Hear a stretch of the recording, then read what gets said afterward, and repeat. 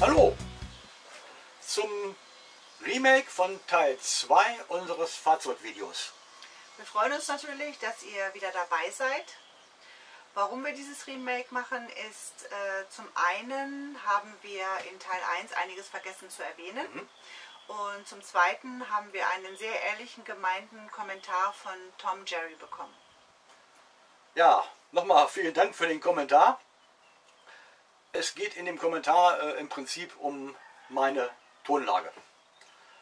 Das scheppert bei manchen im Ohr und gut, mir ist das bis jetzt noch nicht so aufgefallen.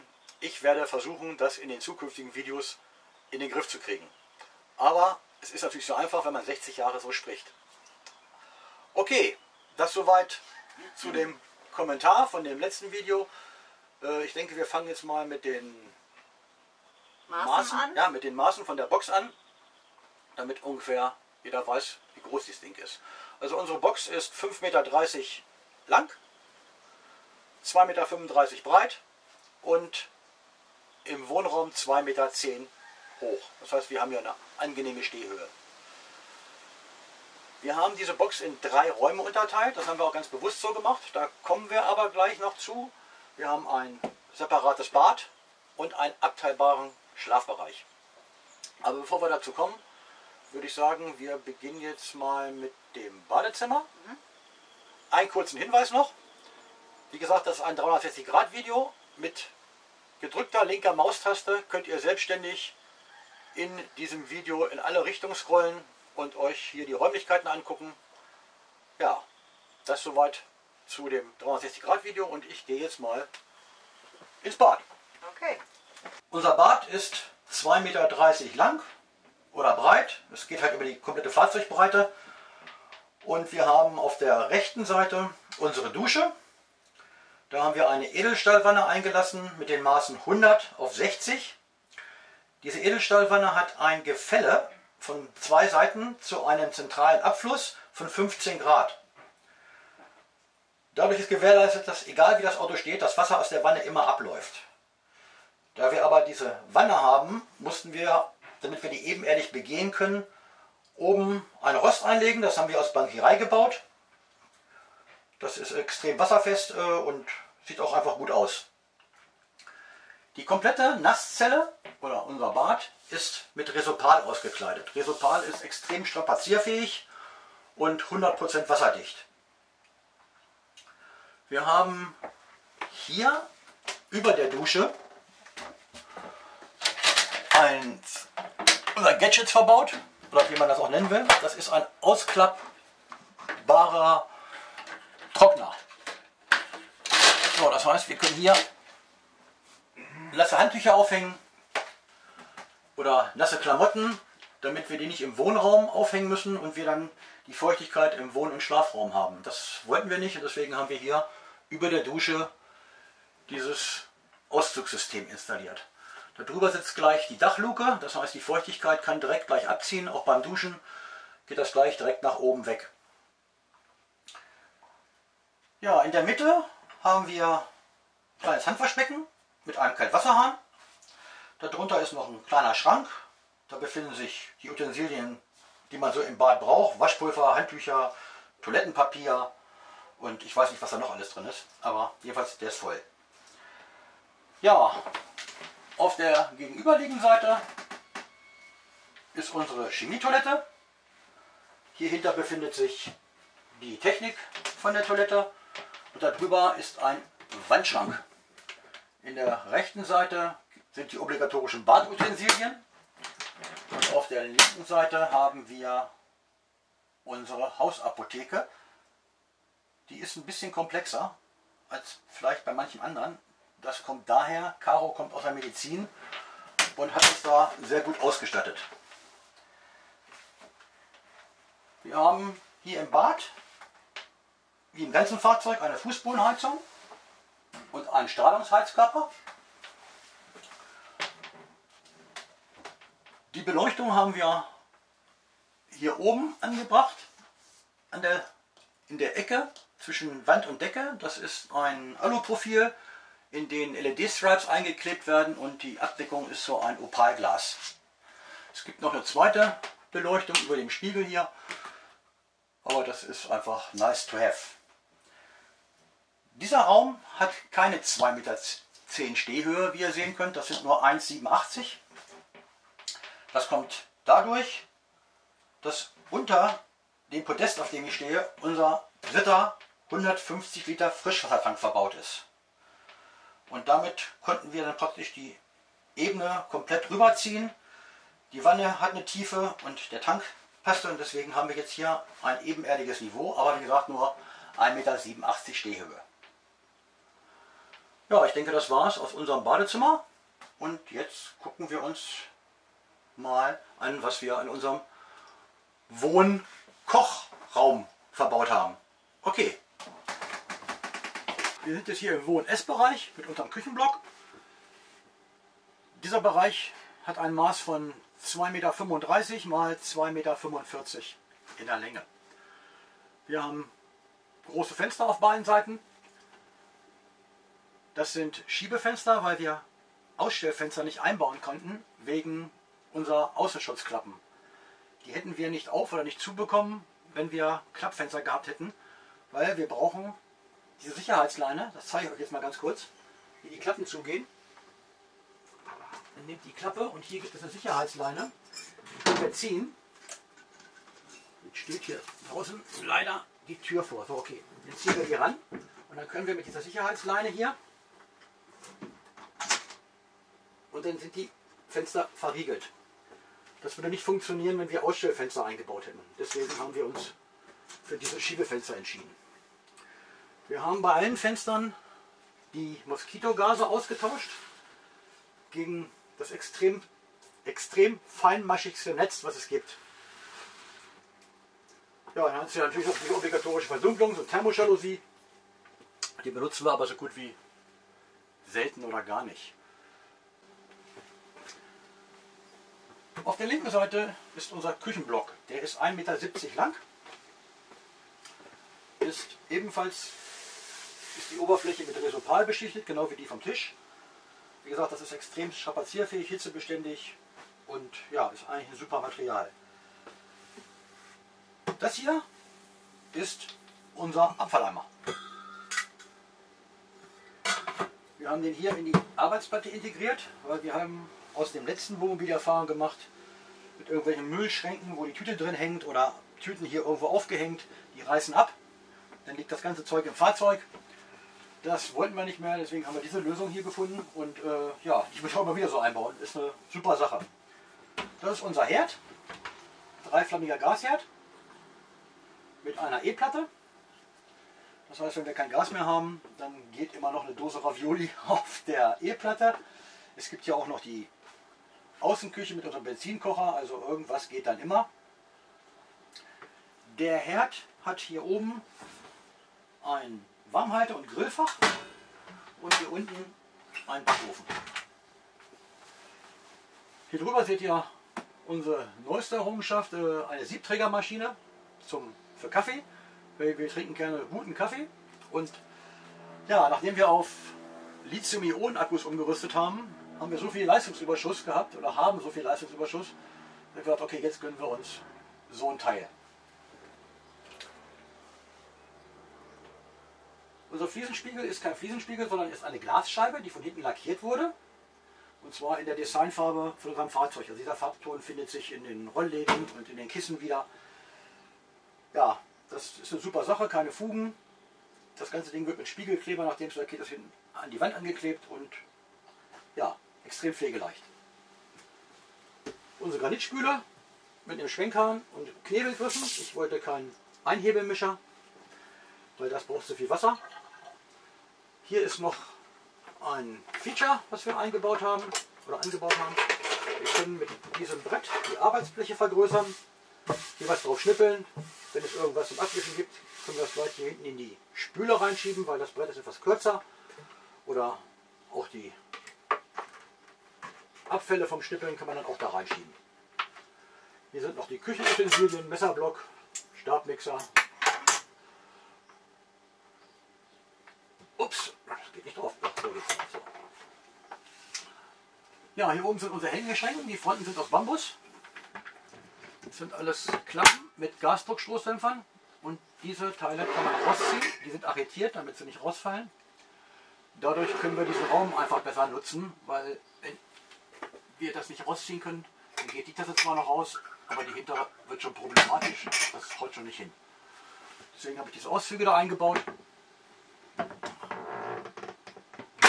Das sind Decklock-Verschlüsse, weil ich aus dem Bootszubehör. Hier ist unser 110 Liter Kühlschrank mit Gefrierfach. Und hier drüber ist noch eine weitere Stauklappe. Da oben, ich weiß nicht, ob ihr das sehen könnt, ist ein Lüfter. Der Lüfter ist an einen Thermofühler gekoppelt, der die Temperatur, die Ablufttemperatur des Kühlschranks misst. Wenn es da hinten zu warm drin wird, dann springt der Lüfter an und pustet die die warme Luft von dem Kühlschrank ins Badezimmer. Ja, Wärmerückgewinnung im weitesten Sinne.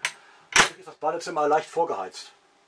Das findet Caro zum Beispiel ganz angenehm, wenn es draußen nicht so warm ist. Ja, die Auszüge in unserer Küche sind alle Vollauszüge, teilweise als englische Schublade ausgelegt. Das ist also eine Schublade in der Schublade. Das heißt, man hat dadurch größere Fronten und braucht weniger Verschlüsse. Hier ist zum Beispiel unsere Besteckschublade und hier drunter Utensilien von der Küche. Die Einleger hier drin sind von Ikea. Wir haben lange nach irgendwas gesucht, aber nichts gefunden, und dann war das eigentlich die optimale Lösung, um diese Fächer zu unterteilen. Da sind eben auch nochmal zwei Vollauszugsschubladen, auch als englische Schublade ausgelegt. Ja, das soweit zum Küchenblock. Auf der anderen Seite gegenüberliegend haben wir über der Sitzgruppe einen Hängeschrank. Und zwar haben unsere Hängeschränke, bis auf die in der Küche, keine Klappen, sondern Rollläden. Wir fanden das A vom Design her ganz witzig und B, die Dinger können beim besten Willen nicht aufspringen. Und ja, es ist mal was anderes. Und hier ist ja auch wieder die Farbe, die Caro sich hier für unser InDesign ausgedacht hat. Darunter ist unsere L-Sitzgruppe, die ist 1,70 Meter lang auf dem langen Schenkel und der Sitz ist 60. Wir können diese Fläche auch noch vergrößern. Aber als erstes würde ich euch gerne zeigen wollen, was wir im letzten Jahr noch modifiziert haben. Zu Anfang war das so, dass wir, wenn wir an die Staukästen ran wollten, den Bezug hoch machen mussten. Die Klappe auf, dann ging das alles nicht. Dann musste das Zeug, was hier drauf lag, es liegt ja immer irgendwas drauf, Kissen, Jacken und unsere Felle, alles runter, um da ranzukommen. Das hat mich dann dermaßen genervt, dass ich dachte, okay, wir machen das anders. Ich baue, so weit wie es geht, Vollauszüge an. Wir haben hier 150 Kilo Vollauszug für Lebensmittel. Da sind Euroboxen dran eingelassen. Und hier ist ein Erweiterungsbrett. Das kann ich hier drauflegen. Schiebe ich das schon mal. Was habt ihr hier? So. Daran. Und dann passt eines der Sitzpolster hier drauf und dann habe ich eine Liegefläche von 1,95 Meter.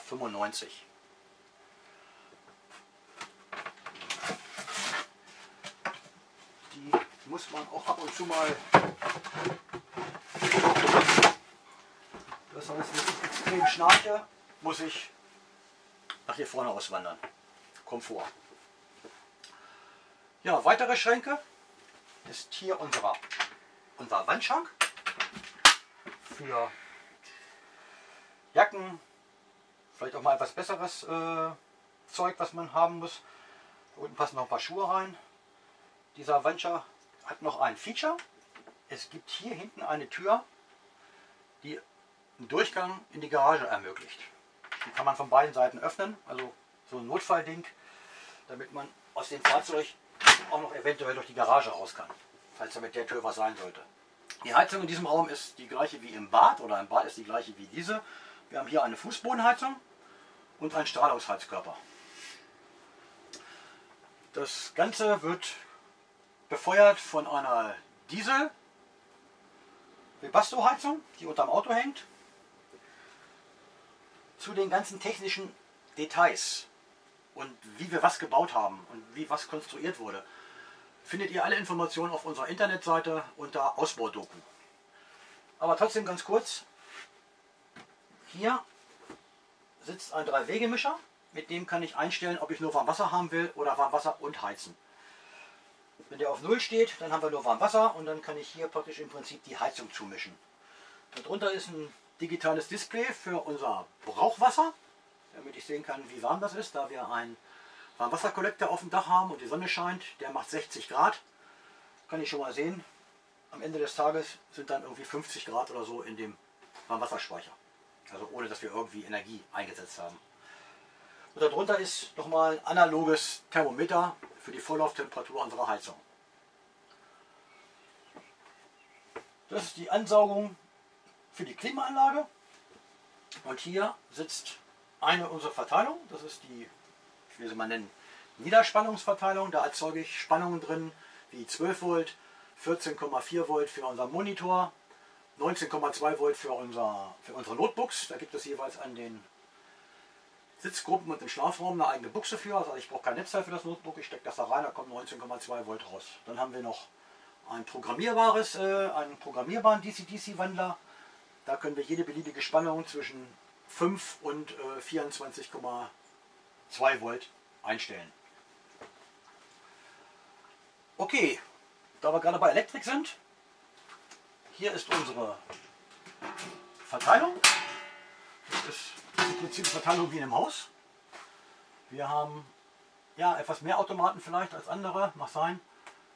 Das hängt damit zusammen, dass ich jedes Gerät oder jeden Anschluss, jede Steckdose 1:1 verkabelt habe.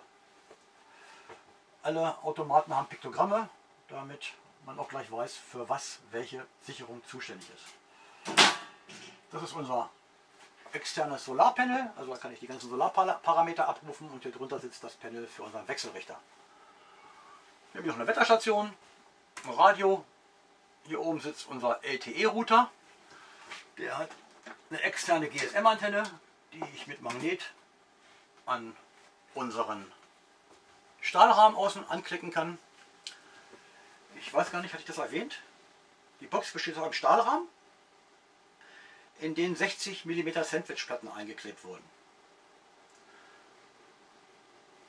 Deswegen kann ich dieses Magnet da oben super an den Stahlrahmen anheften. Wir haben auch noch eine zweite Antenne für WLAN-Richtfunk, auch mit Magnetfuß, die geht auch da oben ran. Also ja, geht an dem Stahlrahmen eigentlich ziemlich easy.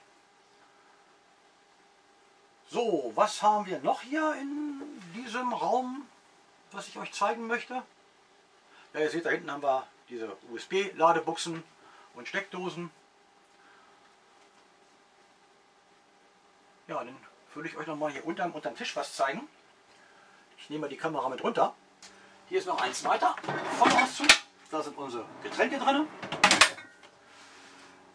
Hier sitzt noch mal ein Gitter. Da sitzt ein Wärmetauscher hinter, der versorgt wird von der Motorwärme vorne über einen 22 kW Wärmetauscher vorne am Motorblock. Und hier sitzt das RTL-Ventil für die Fußbodenheizung. Was ich euch zeigen wollte, ist das hier. Und hier ein 150 Kilo Schwerlastauszug. Den kann ich hier rausziehen. Wenn ich den Tisch runterklappe und ganz nach vorne schiebe, dann kann ich hier dieses Einlegebrett nehmen und das passt dann genau zwischen diese Schiene und diesen Schwerlastauszug. Dadurch kann ich diese Sitzfläche einfach vergrößern. Wenn man hier mal Karten oder sich einfach nur hinfläzen will, kann man hier eine große Liegefläche von machen. Ich habe doch was vergessen. Beleuchtung. Wir haben hier oben 2 Spots eingebaut. Ansonsten haben wir die gleichen LED-Schienen verbaut wie im Bad. Hier. Und auf der Seite, der Schalter ist jetzt da hinten, ich mache die jetzt nicht an.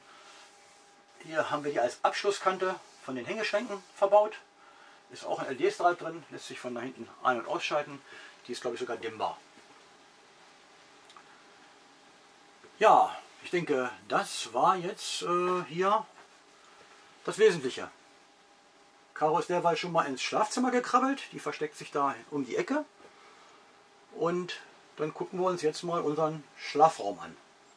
Okay, von meiner Seite war das hier jetzt erstmal alles. Okay, Caro, dann jetzt bist du dran. Ich sitze jetzt hier in unserem Schlafzimmer und wie ihr seht, haben wir Längsbetten. Wir haben uns bewusst dafür entschieden, weil wir nicht übereinander krabbeln wollen, wenn zum Beispiel morgens mal jemand früher aufstehen möchte oder einer abends früher ins Bett gehen möchte. Oder ich nachts pinkeln muss. Oder so zum Beispiel. Ja. Unter unseren Betten haben wir eine Fußbodenheizung. Moment. Oh, ist die. Oh. Und wie ihr sehen könnt, haben wir auch eine ganz normale Matratze und einen normalen Bettenrost wie zu Hause. Ja, unter dem Lattenrost ist das so angeordnet, dass wir Löcher in die Hohlwand gebaut haben und Löcher hinten am Ende, die in die Garage gehen, damit es unter dem Bett durch die Thermik durch der Fußbodenheizung eine Zirkulation gibt. Das verhindert, dass unsere Matratzen stockig werden. Am Kopfende unserer Betten hat Detlef eine Klappe eingebaut. In dieser Klappe verstauen wir zum Beispiel Taschentücher. Meine Brille kann ich nachts ablegen, ohne dass ich mich da im Schlaf vielleicht drüber rolle. Des Weiteren haben wir hier noch eine Steckdose, einen Lichtschalter und Detlef hat noch 2 USB-Schalter eingebaut zum Laden der Handys oder ähnliches. Was unsere Schränke angeht, haben wir genauso wie im Wohnraum und in der Küche uns für diese Rollläden entschieden, da sie, wie Detlef schon im Vorfeld erwähnt hat, nicht aufspringen können. Auch hier haben wir nochmal kleine Magnete angebracht, die ja fast überflüssig sind, weil die Schränke, wie gesagt, nicht aufspringen. Das ist unser Licht. Auch wie im Badezimmer schon im Vorfeld erwähnt, hat Detlef dieses Opalglas gewählt. Dahinter sind LEDs. Licht ist ausreichend, mehr als ausreichend, um nachts ins Bett zu finden. Man kann es auch dimmen. Okay, man kann es auch dimmen. An unseren Fenstern haben wir die Moskitogase ausgetauscht gegen ein sehr engmaschiges Mesh zum Schutz vor kleinen Krabbeltieren oder ganz kleinen Krabbeltieren. Also überall, auch im Wohnbereich, ist das von uns ausgetauscht worden. Wie ihr seht, hat jeder von uns am Kopfteil des Bettes noch eine kleine Leselampe und rechts und links jeder von uns nochmal ein kleines privates Fach für Bücher oder ähnliche Dinge.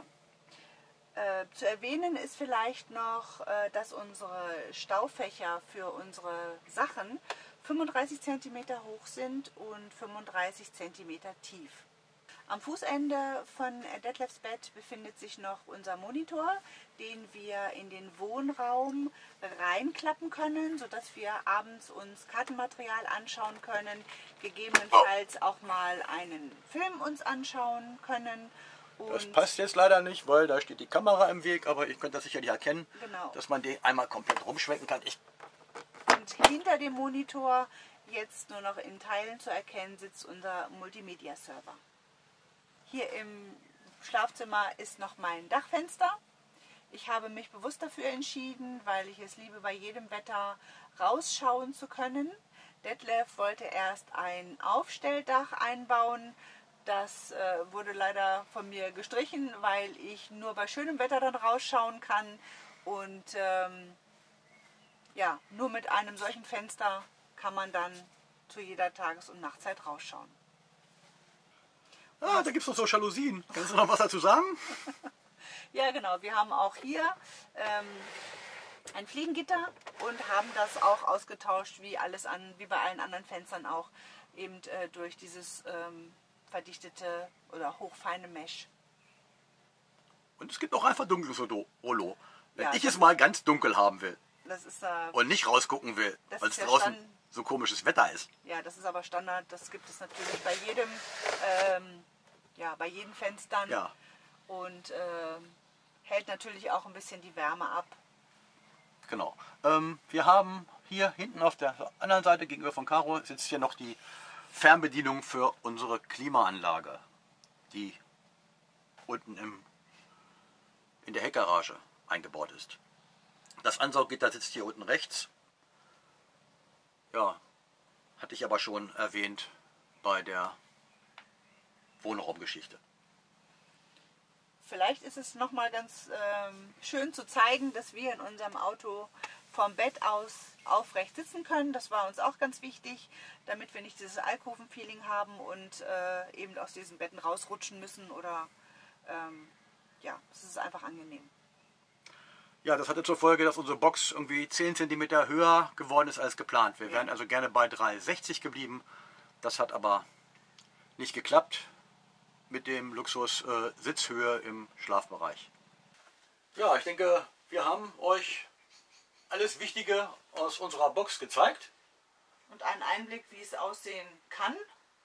Und ich muss, weil jede Box ist individuell. Genau. Weil es gibt 1000 Möglichkeiten und jedes dieser Fahrzeuge ist auch individuell und jeder schneidet das auf seine Bedürfnisse zu. Aber vielleicht kann man ja was klauen oder Ideen mitnehmen, haben wir ja auch gemacht.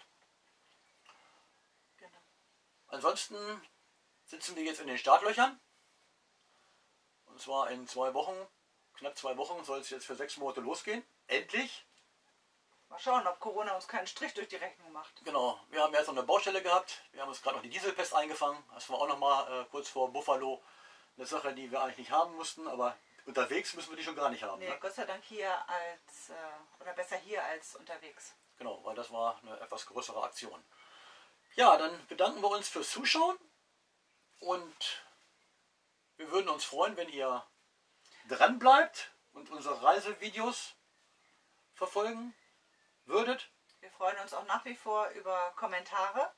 Ja, und Kritiken in jeder Form. Also ein Daumen rauf, runter ist ja auch ganz schön, aber...